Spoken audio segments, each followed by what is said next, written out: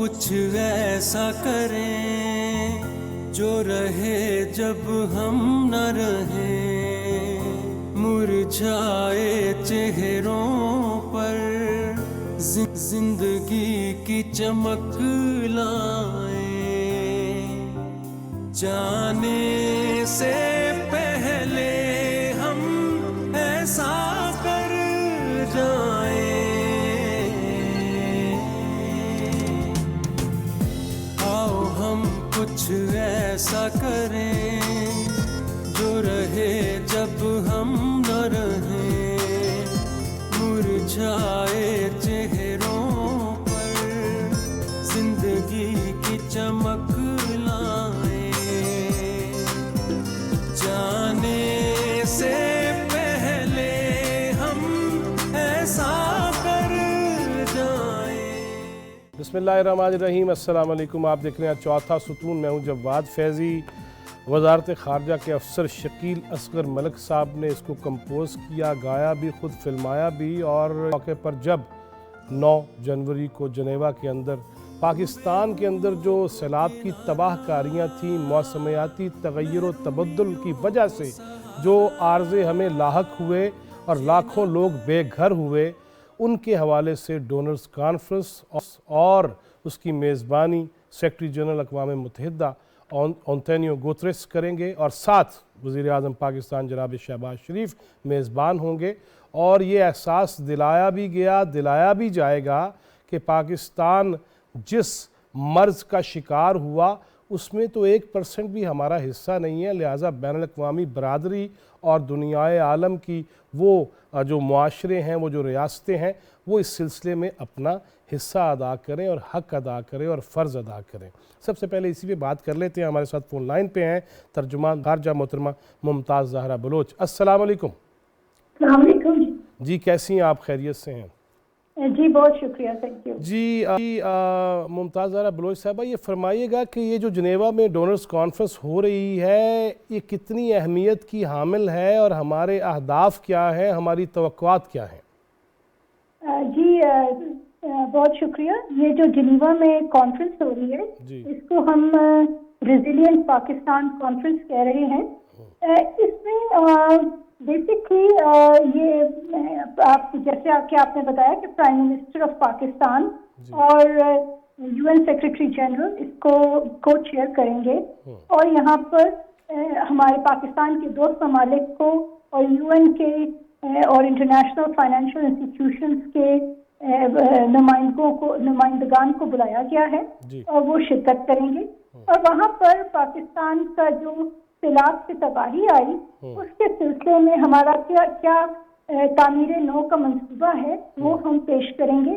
और फिर पाकिस्तान की सपोर्ट के लिए एक इंटरनेशनल मोबिलाइजेशन की जाएगी। तो ये इस कॉन्फ्रेंस इसलिए अहम है। जी, मुझे ये फरमाइएगा कि इसमें क्या ये एहसास नज़र आ रहा है दीगर ममालिक को कि जिनकी वजह से हमें ये सारे अज़ाब का सामना है, और आप समझते हैं कि ये जो हालात हैं बैनुल अक़वामी, उसमें सेक्रेटरी जनरल अक़वाम मुत्तहिदा और पाकिस्तानी हुकूमत और जो सफारतकारी की बिलावल भुट्टो ज़रदारी साहब ने भी, उससे हमें कुछ उम्मीद रखनी चाहिए?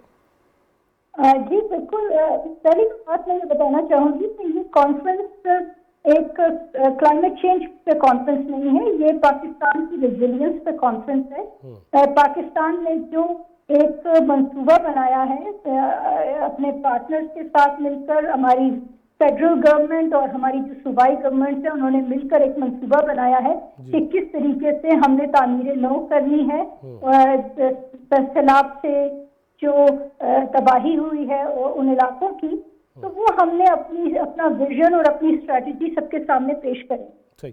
और वहाँ पर ये बहुत अहम एक फ्रेमवर्क है जो कि बनाया गया है, उसको प्रेजेंट किया जाएगा, जो कि इंटरनेशनल स्टैंडर्ड्स के मुताबिक बनाया गया है। और उसके बड़ा ही ओपन और ट्रांसपेरेंट प्रोसेस है जो कि हम प्रेजेंट करेंगे। और उसके बाद फिर वहाँ पर जो हमारे दोस्त ममालिक शामिल होंगे, उनके साथ मिलकर एक खसूसी एक ग्रुप बनाया जाएगा जो पाकिस्तान को आगे سپورٹ فراہم کرنے میں مدد کرے گا. اور سپورٹ کی جب ہم بات کرتے ہیں ان صرف فائنینشیل سپورٹ نہیں ہوتی, اس میں ہماری بہت سارے ممالک کے پاس تجربہ ہے کہ کس طریقے سے تعمیر نو کی جائے کہ آئندہ آنے والے قدرتی آفات سے بچا جا سکے. تو وہ ایک بڑا ہی کمپریہنسو منصوبہ ہے اور اس پہ کل بحث ہوگی کانفرنس. صحیح.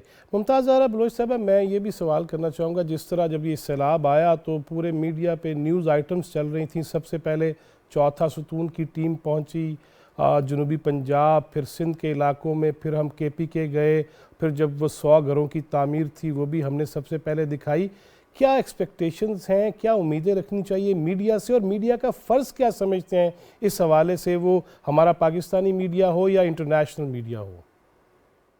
دیکھیں کہ میڈیا کا ہمیشہ سے ایک اہم رول رہا ہے, اور میڈیا نے جب 2010 میں سیلاب آئے یا 2000 پہلے, اس سے پہلے جب زلزلہ آیا, تو اس وقت بھی بہت زیادہ میڈیا کی وجہ سے ایک موبلائزیشن ہوئی تھی. پورے پاکستان میں موبلائزیشن ہوئی, انٹرنیشنل سپورٹ بھی آئی.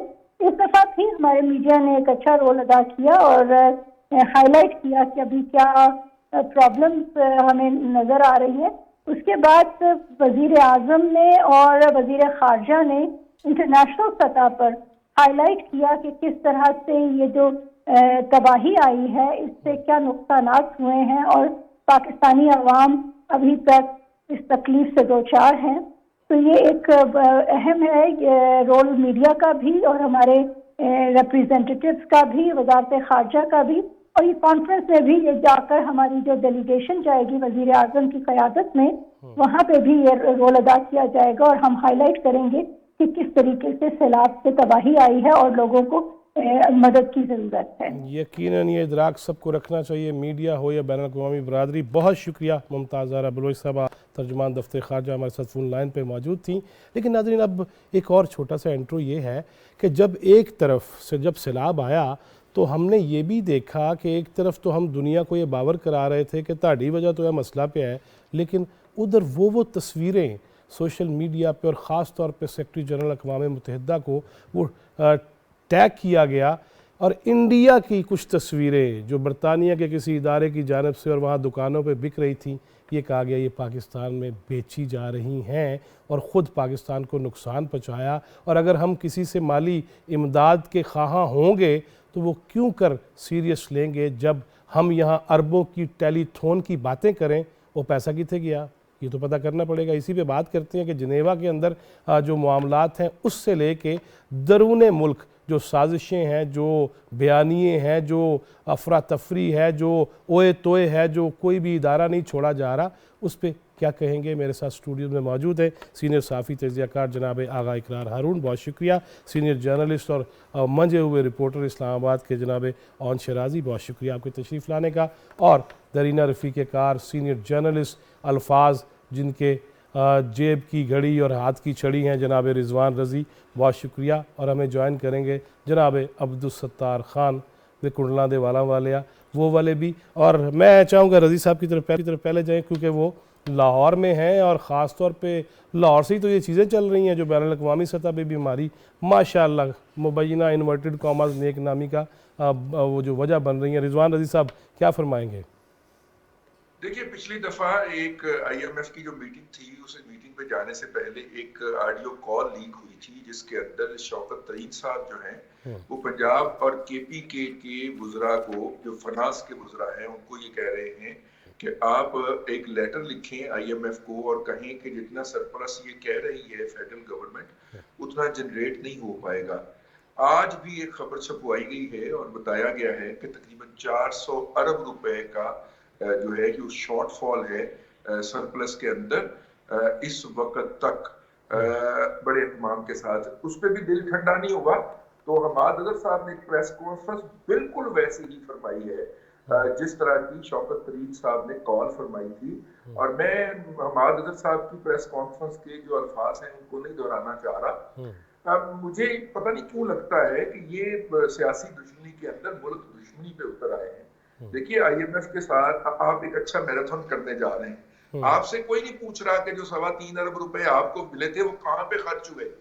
وہ خالی ویگنیں لے کے آپ سیلاب زدہ علاقوں کا ایک دورے کے اندر ہی آپ نے 4.25 ارب روپیہ خرچ کیا تھا, جبکہ آپ نے نعرے مارے تھے کہ ہمارے پاس 17 ارب روپے آئے ہیں, لیکن آخر میں وہ ثانیہ نشتر صاحبہ نے فرمایا کہ 3.25 ارب روپے اکٹھے ہوئے ہیں. بھائی ان 3.25 ارب کا بھی کبھی حساب دے دو, کسی نے نہیں پوچھا. لیکن اگر وہ اقوام متحدہ کے سیکرٹری جنرل صاحب آئیں یا کوئی سیلاب زدگان کے لیے کوئی ڈونر کانفرنس ہونے لگے, پاکستان کے اندر ایک پارٹی ہے جو فوری طور پہ ایکٹیو ہو جاتی ہے, جس کا 1 پوائنٹ ایجنڈا ہوتا ہے کہ انہوں نے دینا, انہوں نے لوٹ کے کھا جانا.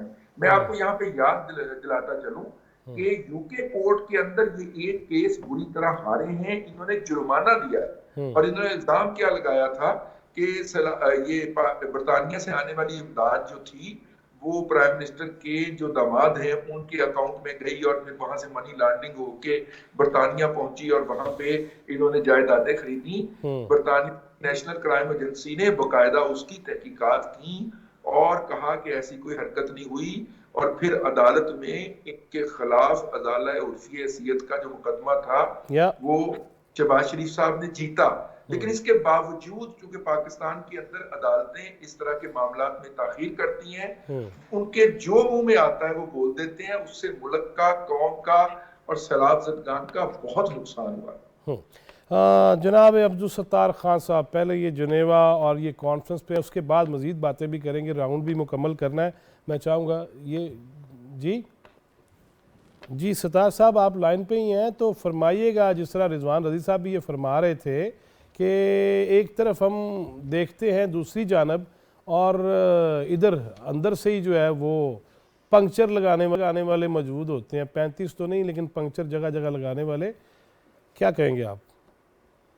اتفاق کی بات ہے کہ رضی کی بات میں نے سنی ہے آئی ایم ایف کے حوالے سے. رضی چونکہ کامرس کو, اکانومی کو ڈیل کرتے تھے, ہم سے بہتر جانتے ہوں گے, لیکن مجھے ایک بات ان کی بات سے بات یاد آتی کہ جب شوکت ترین صاحب یہ آئی ایم ایف کی ڈیل کر رہے تھے تو یہ جب باہر وزٹ کیا انہوں نے تو آئی ایم ایف کے ساتھ کوئی پرابلم بن گئی تھی, تو مسئلہ آ گیا تھا.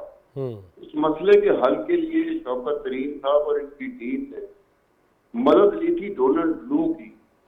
ڈونلڈ لو کی انہوں نے مدد لی تھی کہ کوئی مسئلہ آ رہا ہے آئی ایم ایف سے لون لینے میں, تو ڈونلڈ لو نے ان کی مدد کی تھی, جس کا باقاعدہ شوکت ترین اور پاکستانی ٹیم نے پریس ریلیز کے ذریعے اظہار بھی کیا تھا کہ ڈونلڈ لو نے ہماری مدد کی ہے آئی ایم ایف کا جو لون حاصل کرنے میں ہے, اس لون کو ہمیں حاصل کرنے میں ڈونلڈ لو کی مدد حاصل کی. اب وہی ڈونلڈ لو تھا جس کو بعد میں انہوں نے پرنسپل ایکیوز مرکزی ملزم قرار دیا, جو سازش یہ کہتے رہتے کہ امریکی خط اور وہ ہمارا جو سازش بھی پھر واپس ہو گئی. اب بات کہنے کا مطلب یہ ایک اور بات بھی ہوئی, وہ اس حوالے سے ہوئی کہ یہ ایک بات ہے کہ آئی ایم ایف کا لون ہو, ورلڈ بینک کا لون ہو, یا کوئی اور ملک پاکستان کی جب مدد کرتا ہے تو پاکستان کی مدد کا مطلب یہ ہوتا ہے کہ ہم لوگ بڑے برے حالات ہمارے ہیں, اس میں مدد ہو رہتی ہے. بیچ میں ان کا مسئلہ یہ رہا ہے کہ جو عمران خان ہے ایک تو بدتمیزی بہت کرتا ہے, بدتہذیبی بہت کرتا ہے. یہ بدتمیزی اور بدتہذیبی نے اس کو پاپولیرٹی, اس کا گراف جو اوپر گیا ہے, یہ ماننے والی بات ہے. اگر یہ بدتمیزی اور بدتہذیبی سے کام نہ لیتا تو شاید اس کی پاپولیرٹی نہ بنتی. اب اس نے ہر ایک کے کان میں بات ڈالی ہوئی ہے کہ چاہے آئی ایم ایف کا لون ہو, چاہے ورلڈ بینک کا لون ہو, چاہے کسی کا لون ہو. خان صاحب وہ آج بھی کہہ رہے تھے خواتین خاص طور پہ نکلے میری مہم چلانے کے لیے. یار اب یہ بات ہوگی. اب یہ رضی کی ایک بات جو ہے اس کو میں ذرا کر رہا ہوں کہ ڈیلی ٹائمز نے معافی مانگی شہباز شریف سے, ٹھیک ہے, انہوں نے غلط کوئی کام کیا ہوگا تو معافی مانگی نا. وہ ویسٹ کا میڈیا ہے, ویسٹ کا میڈیا, برطانیہ کا میڈیا عمومی طور پر عمران خان اس کا ریفرنس دیتے رہتے ہیں. اب عمران خان سے پوچھا جائے کہ بھائی آپ کے بارے میں فائنینشیل ٹائم نے رپورٹ دی تھی, وہی برطانیہ کا. اب فائنینشیل ٹائم نے فورن فنڈنگ کے اوپر رپورٹ دی تھی, تو آپ نے فائنینشیل ٹائم پہ کیس کیوں نہیں کیا؟ مطلب ایک بندہ جس کے بارے میں ڈیلی ٹائمز نے رپورٹ کی, شہباز شریف نے اس پہ کیس کر دیا, جو بھی تھا اس کا پھر شہباز شریف کے حق میں فیصلہ آیا اور انہوں نے باقاعدہ معافی مانگی. عمران خان صاحب ایک دفعہ کہتے ہیں کہ دل سے معافی نہیں مانگی. اب اس کا ہمیں نہیں پتا کہ دلوں کا حال عمران خان کو کیسے پتہ چل جاتا ہے کہ دل سے معافی نہیں مانگی انہوں نے، اور اپنی باری آتی ہے تو فائنینشیل ٹائمز کو لے کر نہیں، ان کے پاس روحانی طاقت تو ہے نا جی، روحانی طاقت کے ذریعے پتہ چل جاتا ہے. اب روحانی طاقت ہے کہ کوئی اور طاقت ہے، بہرحال کوئی نہ کوئی طاقت ہے جس سے وہ دلوں کا راز جان لیتے ہیں. میرے دل میں کیا ہے، رضی کے دل میں کیا ہے، یا فیض کے دل میں کیا ہے، جو ہم تینوں کو نہیں پتا، لیکن عمران خان کو پتا چل جاتا ہے. ہم بھی سوچ میں پڑ جاتے ہیں کہ یار ہمارے دل میں کب آئی تھی بات، عمران خان صاحب کہہ رہے تھی بات. اب یہ جو خواتین کا آپ نے ریفرنس دیا، تو ایک بات ذہن میں رکھیے کہ جب ان کی آڈیو بڑی بڑی قسم کی آڈیو آئی تھی، تو اسی دن پنجاب اسمبلی کی کوئی خواتین کا وفد گیا تھا عمران خان سے ملنے، اور اس کے فوراً بعد انہوں نے آ کے کہا ایک مسرت سیما خاتون کوئی ہے یہاں پنجاب میں، انہوں نے کہا کہ یہ جو آڈیو ہے یہ ساری فیک ہے. آڈیو فیک ہے یا جینون ہے، اگر میں بات کروں میں فورینسک کے بغیر بات نہیں کروں گا. فورینسک ایک ایسی چیز ہوتی ہے جس میں ٹائم کنزیومنگ ہوتا ہے. ان کا اپنا ہی لیڈر تھا اجمل وزیر کی، میں مثال دیتا ہوں، اجمل وزیر انہی کا تھا اور کے پی کے کا وزیر اطلاعات تھا. اس کی کوئی آڈیو لیک ہوئی، اجمل وزیر نے خود درخواست کی تھی، ڈیمانڈ کی تھی کہ جناب اس کا فورینسک ہونا چاہیے. وہ سال لگ گیا تھا فورینسک پہ، پھر اس کی رپورٹ آئی کہ اجمل وزیر تو بے گناہ ہے. اب اگر ان کو اتنا ہی ہے تو یہ خود فورینسک پہ کیوں نہیں جاتے؟ خواتین کا سہارا لینا، خواتین کے حوالے سے بات کرنا. خواتین تو بیچاری اس کے شہر میں ہے، عمران خان کے شہر میں، جو اس کے شہر میں ہے اس کو نہ رضی کچھ کہہ سکتا ہے، نہ میں کچھ کہہ سکتا ہوں، نہ ہم نے کہنا بھی کیوں ہے. خان صاحب ایک راؤنڈ مکمل کر لوں، واپس آتا ہوں آپ کی جانب. آگے اقرار ہارون صاحب، جنیوا کانفرنس اور اندر خانے جو ہو رہا ہے، جو پنجاب میں، جو کے پی کے میں، آٹا روٹی مسئلے، دونوں حکومتیں وہ کچھ کر نہیں. خرم دستگیر صاحب کا میں ٹویٹ دیکھ رہا تھا کہ ان کو جو میں ہونا چاہیے تھا وہ کیا ہی نہیں، انہوں نے وہ اقدامات ہی نہیں اٹھائے. فرمائیے کچھ. دیکھیں بات یہ ہے کہ کے پی کے گورنمنٹ اس میں دو جگہ پہ ذمہ دار ہے. ایک تو بات آپ نے یہ دیکھ ہی لیا ہے کہ یہ میں نہیں کہہ رہا ہوں، یہ جو پاکستان میں منی ایکسچینجر آرگنائزیشن ہے، بوستان صاحب، انہوں نے آج سے تقریباً ایک ہفتہ پہلے پریس کانفرنس کی تھی. انہوں نے کہا تھا یہاں سے 2 ارب US dollar per month smuggle ہو رہے ہیں افغانستان میں تھرو کے پی کے، اور پھر انہی پیسوں کو استعمال کر کے افغانی پاکستان سے سمگلنگ دے رہے ہیں. باقی چیزوں کے نام تو نہیں گئے تھے. دیکھیں اس پہ تو بڑی کلیئر سٹیٹمنٹ ہے جناب قمر زمان قاہرہ کی کہ عمران خان نے تو دہشت گردوں سے ہاتھ ملا لیا، اور یہ جو حالات اب ہو چکے ہیں یہ سارا تو پھر انٹر لنک ہے نا. جی بالکل. اچھا اب بات یہ ہے کہ جو ویٹ ہے آپ کی، ویٹ اچھا صرف ویٹ بھی نہیں، یعنی میں نے یہ کل ایک ریسرچ پڑھ رہا تھا، ویٹ نہیں، مرغی، گوشت، بڑا گوشت، اور ایون آئل یعنی کہ کوکنگ آئل، یہ سمگل ہو رہا ہے جو افغانستان میں پاکستان سے، اور ویٹ خاص کر. اب مجھے بتائیں کہ ہم پہلے ہی ایک کرنچ میں ہیں اور دنیا میں ہمیں ویٹ، ہمارے پاس ویٹ ہے لیکن اس سے ہمیں ویٹ مل نہیں رہا ہے اپنا یوکرین اور اس کی رشیا وار کی وجہ سے. ایون جو ویزل نے ہمارے پاس آنا تھا وہ بھی اپنا جو ہے ایزوروف جو پورٹ ہے اس سے آگے نہیں نکل پا رہی ہیں. اور دوسری طرف ہماری ایک پروونشل گورنمنٹ جو ہے وہ اسمگلنگ روک ہی نہیں رہی ہے. یہ تو ایک بات ہو گئی.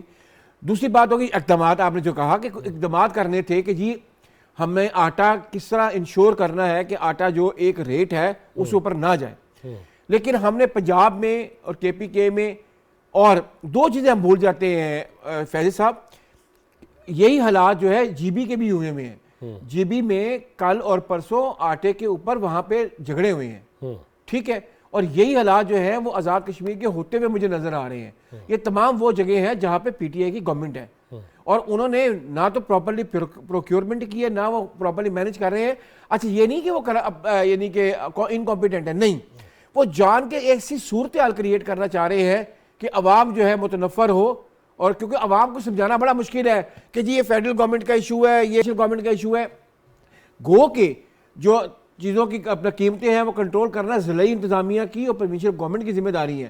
لیکن بیچ میں لفظ ویٹ آ جاتا ہے، گندم آ جاتا ہے، وہ اس کو لنک کر دیتے ہیں جی اپنا امپورٹ کے ساتھ اور کہتے ہیں کہ جی اس میں ذمہ دار ہے فیڈرل گورنمنٹ. فیڈرل گورنمنٹ کو خراب کرنے کے لیے اور فیڈرل گورنمنٹ کو پولیٹیکلی مارجنلائز کرنے کے لیے انہوں نے مکمل طور پہ جو ہے وہ اکٹھ کر لیا ہے اور پیسہ کما رہا ہے جو سٹاکر ہے. اون شرازی صاحب، ایک طرف بیرونی دنیا ہماری نیک نامیاں چاہیے، ہمارے مسائل کا حل چاہیے، ہمارے خلاف جو مہم اور پروپیگنڈاز کیے گئے اس کا تدارک چاہیے، دوسری جانب ادھر ساری قیادت ادھر پہ ہوگی اور ادھر پھر وہ آج کہہ رہے تھے میرے لیے نکلو اور لوگوں میں جا کے مہم چلاؤ، ایک ہی ہو رہا ہے۔ جواد فیضی صاحب، پہلے تو مجھے بڑی حیرانگی ہوئی کہ آپ نے جو رضوان رضی صاحب کو گھڑی کا، لفظوں کی گھڑی جو ان کو آپ نے پہنائی ہے نا، تو میرے خیال میں رضوان یہ رضی میں ایک صاحب بات بتا دوں، یہ مولانا ابوالکلام آزاد اور شورش جیسی شخصیات کے استعمال کیا کرتی سر، تھی، انہیں جو قادر الکلام ہوتے ہیں نا، ان کہاں پتہ تھا کہ ایک دور وہ بھی آئے گا جس میں گھڑیاں بیچی جائیں گی، اور پھر گھڑی کا نام جہاں پہ آئے گا پھر وہ گھڑی گھڑی نہیں بس اب گھڑی تک ہی رہنا، چھڑی تک نہ جائیے گا۔ ہاں۔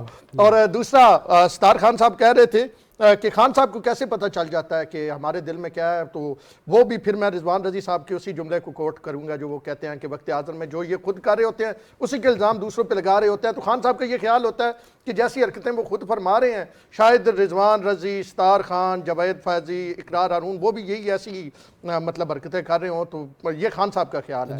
جاوید تو تھوڑا مردانہ کر لو، جواد فیضی ہے۔ جواد فیضی صاحب۔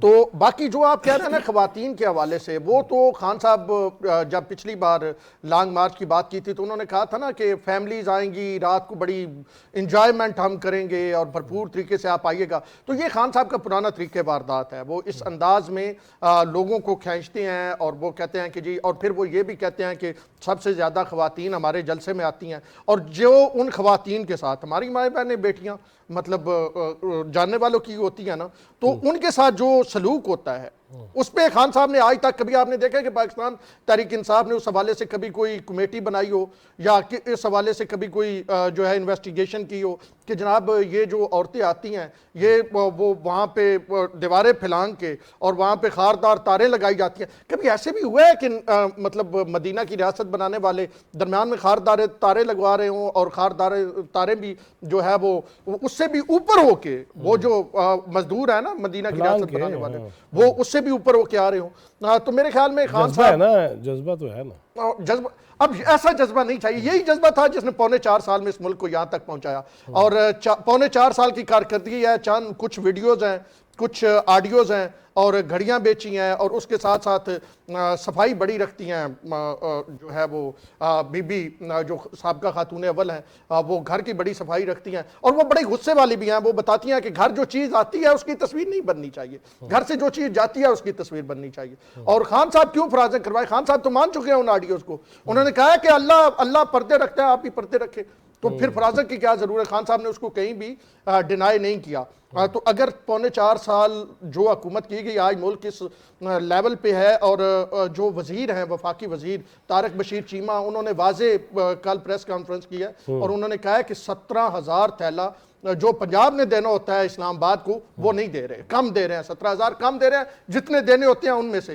تو جان بوجھ کے یہ ایک پورے پلاننگ کے تحت جو لوگ اس لیول تک جا سکتے ہیں نا، IMF کو کہہ سکتے ہیں کہ پاکستان کو بیل آؤٹ نہ کریں، پاکستان، ان کا تو خواہش ہے نا کہ پاکستان بینکرپٹ ہو جائے خدا نخواستہ، جو کبھی پوری نہیں ہوگی۔ یہ وزیر داخلہ نے بھی یہ کل یہ کہا ہے عون شرازی صاحب کہ یہ تو خان صاحب تو یہی چاہتے ہیں کہ پہلے ملکی معیشت کا بھٹا بٹھایا اور اب یہ ڈیفالٹ کرانے کے چکروں میں۔ ویسے سری لنکا سے مشورے جو لے کے آئے تھے نا وہ یہاں پہ مہنگائی ختم کرنے کے طریقے واردات یہ ہے سر، طریقے واردات ایک تو کے پی کہہ رہے ہیں کہ جی میں تو جنگجوؤں کے لیے 10,000 گھر بنانے کا سوچ رہا تھا، اور وہ جناب اس انداز میں دہشت گردی، دوسری انداز میں جو ملک کے جو بنیادی مسائل ہیں جس میں کھانے پینے کی چیزیں ہیں، آپ وہاں سے کے پی سے سمگل کروا رہے ہیں، سمگلنگ کروانے والے کون کس کے قریب بیٹھے ہوئے ہیں، کس کو کون نواز رہا ہے، یہ ایک پوری سٹوری ہے۔ اور یہ کسی دن جب یہ سٹوری سامنے آئے گی تو پھر ساری کہانیاں بھول جائیں گے، کیونکہ اس سے قبل جو سٹوریاں سامنے آئی ہیں اس میں اگر فرا کی بات ہو یا اس کے بعد اب اور قسم کی کوئی پیروں کے بھی پیر نکل آئے ہیں، تو وہ پیروں کے پیر جب اپنی جان بچانے کے لیے کہانیاں سنائیں گے نا تو پھر پتہ چلے گا کہ اصل میں اس ملک کے ساتھ واردات کیا کی۔ اگر کچھ کہنا چاہ رہے ہیں؟ جی بالکل، یہ جو بات کی ہے نا عون شرازی صاحب نے ابھی، یہ تو آپ کہہ رہے ہیں نا کہ کچھ گھڑیاں اربوں کی اربوں، یہ جب آپ کے پاس آنا نا اسمگلنگ والا خبر کبھی نکلنی ہے تو یہ اربوں کی کھیل نہیں ہے، یہ خربوں کی کھیل ہے۔ 2 ارب ڈالر تو، یا 2 ارب ڈالر کتنے بنے، کتنے خرب بنے؟ تقریباً 3 خرب روپے، 3 خرب تو میں سیدھا یہ بن جاتے ہیں، 2 ارب ڈالر 4.5 خرب سے زیادہ، 4.5 خرب۔ یہ کھربوں روپے کی کام ہو رہا ہے. یہ تو اب جب نکلے گی کبھی, اللہ کرے نکلے, کہ وہاں پہ کے پی کے میں ہو کیا رہا ہے. وہ ویسے مجھے اس بات پہ یاد آ گیا, کیلکولیٹر آپ کے پاس ہے فون کی صورت میں, اور آپ وہ ان سے پوچھ رہے ہیں, اور لاہور رکشے والا ماحول یاد آ گیا کہ تیرے تو زیادہ سیاح میٹر میں. رضی صاحب یہ فرمائیے گا کہ اب یہ گھڑیوں کی بھی بات آ گئی, حالانکہ آپ کو پتہ ہے کہ میں نے جناب کی قادر الکلامی پہ جملہ کہا تھا, لیکن یہ جو ہم لوگوں کے پاس جائیں گے یا لوگوں کو بتائیں گے کہ تمہاری وجہ سے نقصان ہوا, اور وزارت خارجہ کی ترجمان نے کچھ دیر پہلے یہ کہا بھی کہ صرف یہی نہیں ہے کہ ہمیں پیسے چاہیے, بلکہ کمپریہنسو وہ ریہیبلیٹیشن اور تعمیر نو کی بات کی جائے. لیکن جب وہ یہ دیکھیں گے کہ ماضی کی حکومتیں قرضہ بھی لیا, لگایا کہاں پتہ کوئی نہیں, سوائے وہ دسترخوان اور وہ ایسی جگہ بنا دی, یہ کہیں یہ بھی تو پالیسی تو نہیں تھی کہ آگے چل کے ہم نے ملک کے ساتھ یہ کرنا ہے لہذا لنگر خانی چلا دو اس ملک چ. دیکھیں ایک بات جو ہے وہ میں پہلے کلیئر کر دوں, میرے پاس گھڑی بھی ہے اور میں یہ گھڑی بیچتا بھی نہیں ہوں, یہ میرے پاس پرماننٹ ہی ہے. پہلی بات تو میں یہ کلیئر کر دوں. دوسرا شرازی بھائی نے اور آغا صاحب نے جو فرمایا ہے, دیکھیے ایک سسٹم ہم سمجھ لیں. اس وقت جو اس ملک کے ساتھ ہو رہا ہے کہ پنجاب کے پاس گندم ہوتی ہے, ہر سال ہوتی ہے, وہ پورے کے پی کے, گلگت بلتستان, آزاد کشمیر اور پنجاب انچارج یونٹ کے لیے گندم اس کے پاس سٹور ہوتی ہے. جس حکومت نے اپنی انڈسٹری کو وہ گندم جاری کروانی ہے وہ اس کا پرمٹ جاری کرتے ہیں. کے پی کے حکومت جو پشاور سے پرمٹ جاری کرتی ہے پنجاب محکمہ خوراک کو کہ بھائی یہ جو ہے یہ بندہ یہ ہمارے یہاں فلور مل کا مالک ہے, اس کو اتنی گندم جاری کر دیجئے. وہ گندم یہاں سے لیتا ہے اور اپنا فیض صاحب آپ بلیو کریں کہ وہ ٹرک جو ہے اس کی بریک نہیں لگتی تورخم سے اس سائیڈ کے اوپر, وہ سیدھا وہاں پہ چلا جاتا ہے. اور پھر کے پی کے اندر گندم کی اور آٹے کی صورتحال یہ ہوتی ہے. میں آپ کو اگر ماضی میں لے جاؤں تو جب ان کی حکومت آئی تھی اور 1 دسمبر اور جنوری آیا تھا, یہ بات اب ذہن میں رکھ لیجئے کہ دسمبر اور فروری, جنوری اور فروری یہ 2 ماہ جو ہوتے ہیں ہمارے ہاں روایتی طور پہ 75 سال سے بلکہ اس سے بھی پہلے سے گندم کا شارٹ فال ہوتا ہے. اور ان دنوں کے اندر ہم ساگ کے ساتھ جو یہ نارملی یہ روٹی کھاتے ہیں نا مکئی کی, یہ بھائی ہمارے بزرگوں کی اس وقت یہ مجبوری بھی ہوتی تھی کیونکہ گندم اگ گئی ہوتی تھی تو مکئی پہ چلے جاتے تھے. یہ روایتی طور پہ یہ رہا ہے صدیوں سے یہاں کا رہن سہن. ایک بات تو یہ ہو گئی. دوسری اگر ہم عالمی سطح کے اوپر چلیں تو دیکھیے جب دنیا یہ دیکھتی ہے کہ ان کی قوم کے اندر یکسوئی نہیں ہے, ان کا سابق وزیر اعظم بیٹھا ہوا یہ کہہ رہا ہے کہ ان کو امداد نہ دینا یا ان کے قرضے ری شیڈول نہ کرنا, ان کے لیے کوئی ایسا ہاتھ نہ رکھنا نرمی کا جس کے نتیجے کے اندر یہ حکومت اور اس حکومت کے تحت زندگی گزارنے والی یہ قوم جو ہے ان کی زندگی میں کوئی آسانی پیدا ہو جائے. اور یہ جو بحران ہے کھاجے کا کھانے والی چیزوں کا, یہ پاکستان کا نہیں ہے. یورپین یونین کی جو لاسٹ میٹنگ ہوئی ہے آپ اس کا ایجنڈا دیکھیے, اس کے اندر خوراک کا بحران ٹاپ ایجنڈے پہ تھا. یورپ جو ہے وہ سیلف سفیشینٹ ہے. وہ انہوں نے کہا کہ یوکرین وار کے نتیجے میں جو لوگ آ رہے ہیں اس کے نتیجے میں ہمارے ملکوں میں اس کا کرائسس شروع ہو گیا. میں یہ کہنا چاہ رہا کہ وہاں پہ اس وقت کھانے کی چیزیں, دودھ کی, آٹے کی, ڈبل روٹی کی, چاولوں کی قیمتیں ڈبل ہو گئی ہیں. یہ ظاہر ہے کہ یہ بحران ہے جس کے نتیجے میں ہوئی ہے. ہمیں اس کو بیٹر مینج کرنا چاہیے. لیکن مینجمنٹ کے اندر یہ جو ایک پارٹی بیٹھی کڑوچ مار دیتی ہے نا, جاتے جاتے چلتے ہوئے پہیے کے اندر ڈنڈا تون دیتی ہے کہ پہیہ چل رہا ہے ادھر بھی ڈنڈا لا دیو, وہ پہیے کا پٹا اتر جاتا ہے اور وہ زندگی وہاں پہ سٹینڈ سٹل پہ جاتی ہے. یہ ٹریجڈی ہے, یہ زیادتی ہے, یہ ظلم ہے کہ آپ لوگوں کے لیے خوراک بنیادی کھاجے کے ارینجمنٹ میں مصروف ہوں اور ایک حکومت جان بوجھ کے اپنی ذمہ داری ادا نہیں کر رہی. نہ کے پی کی حکومت کر رہی ہے نہ یہ کر رہی ہے. اور یہ جو مظاہرے کروائے گئے ہیں گلگت بلتستان کے اندر, یہ پاکستان کے اندر موجود نازک مقامات کو ہٹ کرنے کی بات ہے. اور میں آغا صاحب نے یہ بات کہہ دی, میں اپنے ولاگ میں بھی کہہ چکا ہوں, میں اس دن کا منتظر ہوں جب یہ آزاد کشمیر میں بھی مظاہرے کروائیں گے اس کے اوپر. اور یہ مطلب کہ میرے پاس شاید اس طرح کی اطلاعات بھی ہے کہ یہ لوگ وہاں پہ بھی مینج کر رہے ہیں. یہ میسج کیا دینا جا رہے ہیں, گلگت بلتستان کے اندر پاکستان کی وفاقی حکومت کو گالی پڑے گی تو راضی کون ہوگا؟ نئی دلی. ٹھیک ہے, تو یہ کسے راضی کرنا چاہ رہے ہیں؟ وہاں پہ ان کی حکومت ہے, حکومت کی زیر سرپرستی یہ مظاہرے کرواتے ہیں جس میں وفاق کے خلاف نعرے لگتے ہیں, بینر لے کے چلتے ہیں. یہ کس کو راضی کرنا چاہ رہے ہیں, یہ کس کے ایجنڈے کے اوپر کار فرما ہے؟ یہ بات نکلی تو بہت دور تلک جائے گی. ہمیں اپنے لوگوں کو یہ بتانا ہے کہ یہ دیکھیے یہ کیا غیر ذمہ دارانہ حرکت ہے. میں دوسرا کوئی لفظ استعمال نہیں کرنا چاہ رہا. صحیح. ستار خان صاحب, رانا ثناء اللہ صاحب کہتے ہیں عمران خان نے معیشت تباہ کی اور ڈیفالٹ کرانا چاہتے ہیں, اب بھی ان کوششوں میں ہیں, یہ ان کا سٹیٹمنٹ ہے, آپ اس پہ کیا کہتے ہیں؟ میں تو ایک بات کروں گا. آغا اقرار ہارون ایک بات کر رہے تھے کہ جی کے پی کے سے ڈالر جو ہے نا اسمگل ہوتا ہے افغانستان. اب بدقسمتی یہ رہی ہے کہ خنانین کالیا کو سارا میں نے ٹاپ کیا تھا. میرے پاس ڈاکومنٹ پڑے ہوئے ہیں, اس میں یہ شمشاد اختر اس وقت اسٹیٹ بینک آف پاکستان کی گورنر تھی, انہوں نے اس وقت کے مشیر داخلہ رحمان ملک کو خط لکھا تھا کہ افغانستان کابل میں ایک ادارہ ہے, وہاں ڈالر اسمگل ہوتے ہیں.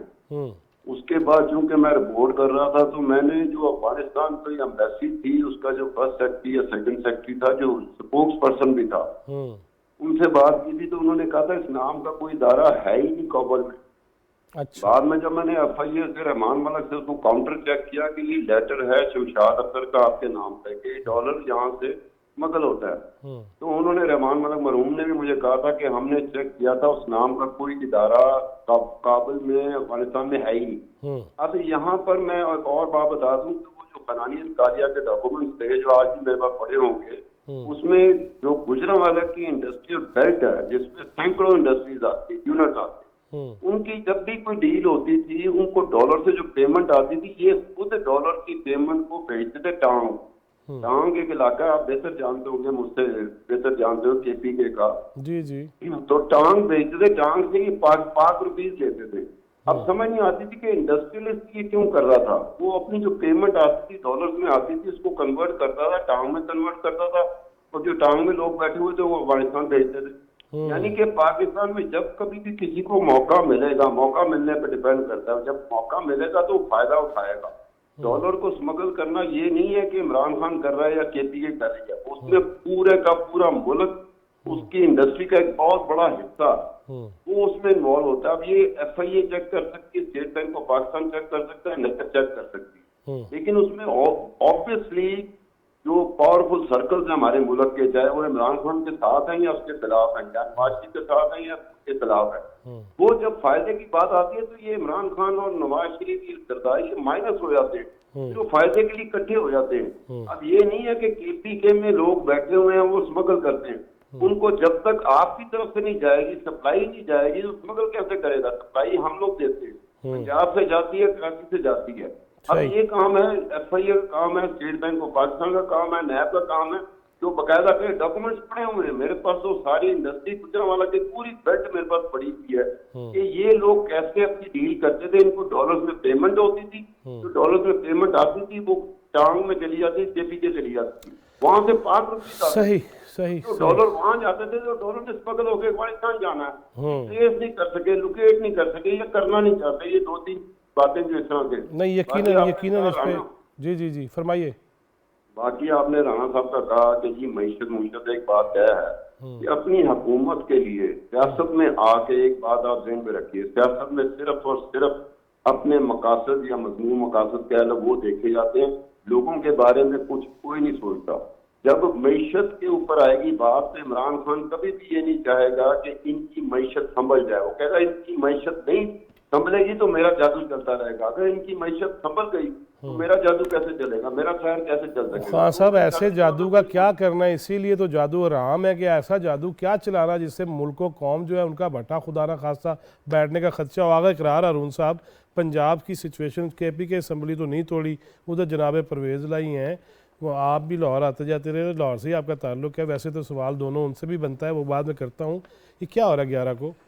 میں نے تو آپ کو پہلے ہی کہا تھا کہ نہ انہوں نے کے پی کے کی اسمبلی توڑنی ہے اور نہ ہی پنجاب کی اسمبلی ٹوٹنے دینی ہے, یہ لفظ تھے میرے. نہیں وہ کہہ رہے ہیں ہم استعفے دے دیں گے. دے دیں, اس سے کیا فرق پڑتا ہے؟ اچھا دیکھیں یہی فرق ہے.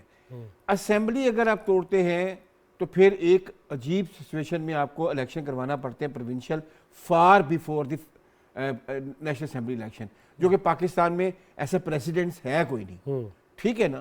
تو وہ ایک بڑا کیوٹک سچویشن ہو جانی ہے. باقی آپ اپنا دیں وظیفے, ان کے اوپر بائی الیکشن ہو جائیں گے تو وہ تو کوئی بڑی بات نہیں, پہلے بھی تو ہوئے ہیں, اور اس سے چلے پتہ بھی چل جائے گا کہ کون کتنی پانی میں ہے, یہ بھی سمجھ آ جائے گی. صحیح. اور اس سے میں یہ کہوں گا کہ کم سے کم پرویز الہی صاحب تو اسمبلی نہیں توڑیں گے. جی اون شراج صاحب. جی دیکھیں بالکل نظر آ رہا ہے, چند یوٹیوبرز کے علاوہ سب کو نظر آ رہا ہے کہ خان صاحب کی جو سیاست تھی پنجاب والی, جو وہ کہہ رہے تھے کہ میں کھیلنا جانتا ہوں, وہ کیسے باؤنس بیک کیا ہے. اور خان صاحب اس وقت پرویز الہی صاحب جن کے پاس 10 سیٹیں ہیں, ان کے ہاتھوں یرغمال بنے ہوئے ہیں, اور وہ جناب کبھی کہتے ہیں کہ جی پرویز الہی پہ اعتماد نہیں کرنا ہے, کبھی کہتے ہیں کہ جی پرویز الہی کا اپنا نقطہ نظر ہے کچھ شخصیات کے بارے میں, ہمارا اپنا ہے. پرویز الہی اور عمران خان کہتے ہیں ہم بھائی بھائی ہیں. تو اس وقت خان صاحب کنفیوز ہیں, ان کی پارٹی کنفیوز ہے, بس ایک ہی وہ کام کر رہے ہیں. پہلے تو سیاسی کزن کی اصطلاح نہیں ہوتی تھی وہ استعمال. دیکھیں وہ اس کزن وہ ہوتا ہے نا جس کو پہلے گالیاں نہ دی ہوئی ہوں. پرویز الہی صاحب کو تو خان صاحب نے گالیاں دی ہوئی ہیں نا, تو وہ پھر بھائی, اس کو بھائی بنایا جاتا ہے نا, جیسے شیخ رشید احمد کو بھائی بنایا تھا نا, اس کو کہتے تھے کہ یہ اس کو تو میں اپنا چپڑاسی بھی نہ رکھوں, تو اس کو بھائی بناتے ہیں جس کو پہلے گالیاں دی ہوئی ہیں. جس سے گالیاں نہ دی ہوئی اس سے کزن تھوڑا دوری. خان صاحب کا یہ طریقہ واردات رہا ہے نا, جو ان پہ احسان کرے, ایک تو سب سے پہلے انہوں نے اس کو ڈسنا ہوتا ہے. دوسرا طریقہ واردات ان کا یہ ہے کہ جس کو انہوں نے گالیاں دی ہوتی ہیں پھر اس کو انہوں نے ساتھ ملانا ہوتا ہے, پھر اس کی انہوں نے, اور وہ کمال کے خان صاحب کے وہ فالورز بھی ہیں نا مخصوص, جو خان صاحب کہتے ہیں کہ خان صاحب نے کہہ دیا اب تو جی لانڈری سے صاف ہو کے آگے. اور وہ یوٹیوبرز اور وہ مخصوص جن سے خان صاحب وہ ملاقاتیں کرتے ہیں نا, وہ ٹویٹری فورس, وہ جناب اس کو پھر جناب بڑا میٹھا سا بنا کے نا وہ سامنے کرتے ہیں کہ جی خان صاحب نے یہ جو پتہ کھیلا ہے نا, اس سے بہتر پتہ تو پاکستان کی تاریخ میں کسی سیاسی رہنما نے کھیلا ہی نہیں تھا. تو میرے خیال میں یہ خان صاحب کو اب خود بھی سمجھ آ گئی ہے کہ پنجاب میں ان کے ساتھ ہاتھ ہو گیا, اور اس ہاتھ کرنے والوں میں وہ لوگ شامل ہیں خان صاحب جن کی آڈیو ریکارڈنگ کے بعد کسی شخصیت نے آپ کو سنائی تھی, اور پھر آپ نے پورا جناب زمان پارک جو ہے نا اس کی سرویلنس کروائی تھی, لیکن پتہ پھر بھی نہیں چلا کہ آڈیو ریکارڈ کیا ہے. وہ نہیں پتہ لگتا. رضوان رضی صاحب, پنجاب میں 11 کو کیا ہونے جا رہا ہے اور کیا ہوگا؟ میرا خیال ہے 11 کو صرف عدالتی پروسیڈنگ ہوگی. اون شرازی صاحب نے تازہ زخم کھڑے کر دیے ہیں.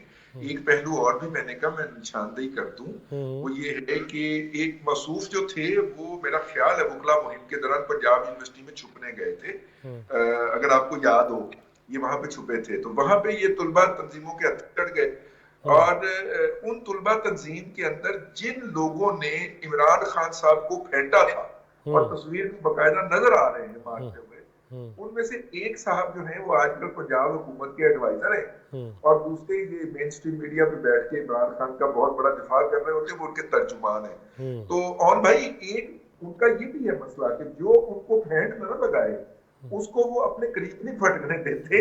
ایک ان کی شخصیت کا یہ پہلو بھی رہا ہے. وہ دونوں صاحب جو تھے جو کہ تصویر میں باقاعدہ نظر آئے روکنے کے بہانے مارتے ہوئے, وہ پی ٹی آئی میں اعلیٰ. نہیں لیکن رضی صاحب یہ پرویز الہی صاحب نے جو کہا تہاڈیاں زباناں نکل آئیاں سی اس ٹائم تے, وہ جو 25 کو ہوا, اور پھر اعجاز چودھری صاحب, آپ جس طلبہ تنظیم کی طرف جا رہے ہیں, اعجاز چودھری صاحب وہ بڑے اگلے فرنٹوں پہ آگے پرویز الہی صاحب کو جواب دے رہے ہیں. ہاں ان کی ڈیوٹی لگی ہوئی ہے اس حوالے سے, لیکن مجھے یہ لگ رہا ہے کہ عدالتی پروسیڈنگ شروع ہوگی, اور اس کا کور لے کے پرویز الہی صاحب جو ہیں وہ اپنے اقتدار کو پرلونگ کرنے کی کوشش کریں گے. لیکن یہ بات ریکارڈ پہ رہنی چاہیے کہ پرویز الہی صاحب کے پاس سادہ اکثریت نہیں ہے. اب وہ جو بھی کریں گے وہ انلیگل اور انکانسٹیٹیوشنل حرکت ہوگی اس سے اسکیپ کرنے کے لیے, کیونکہ اصولی طور پہ تو انہیں سٹیپ ڈاؤن کر دینا چاہیے, یا ہاؤس کے اندر اپنی جو کیپیسٹی ہے اس کو میئر کرنے کے لیے اعتماد کا ووٹ لے لینا چاہیے.